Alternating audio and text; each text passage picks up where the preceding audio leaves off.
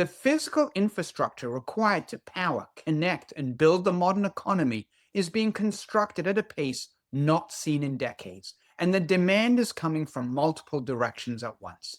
Energy production is a prime example. The electricity demands of AI data centers, combined with a broad push toward energy security and domestic production, are driving a surge in investment across power generation, transmission, and distribution, pipelines, substations, liquefied natural gas terminals, and grid hardening projects are all seeing increased activity.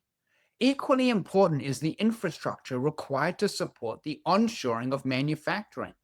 Companies that have spent years diversifying their supply chains away from single country dependence, accelerated by the lessons of the pandemic, and now reinforced by tariff policy, need to build factories, warehouses, and the roads, utilities, and logistics networks that serve them. Reducing supply constraint risk is not a slogan, it is a capital expenditure, and those expenditures are flowing now. The earnings report from Caterpillar is perhaps the clearest window into what is happening on the ground. The construction and mining equipment giant reported that demand for its products, the earth movers, excavators, and heavy machinery that build everything from data centers to pipelines to factory floors, has surged. Caterpillar's results are, in effect, a real-time survey of where physical construction is happening in the economy. And that survey is telling us that the investment cycle is broad, deep, and geographically dispersed. It is not just happening in Northern Virginia server farms. Now let's talk about the picks and shovels. One of the most important things to understand about the current market is that the leadership has begun to widen out.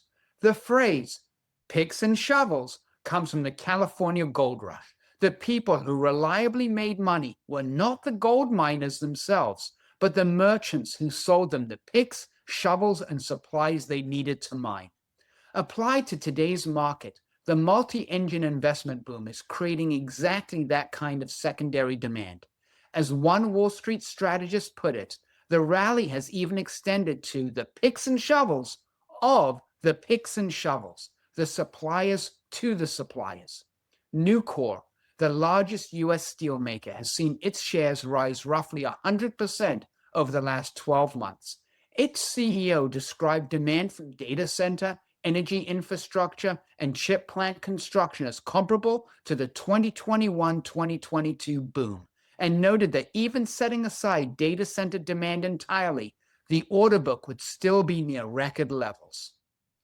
Carrier reported that orders in its global commercial HVAC business grew 35% year over year, with data center orders specifically up more than 500%. Wesco, an electrical distribution company, saw data center sales rise about 70%. Caterpillar, as noted above, is seeing the same pattern. Strong demand across data centers, energy infrastructure, and reshored manufacturing.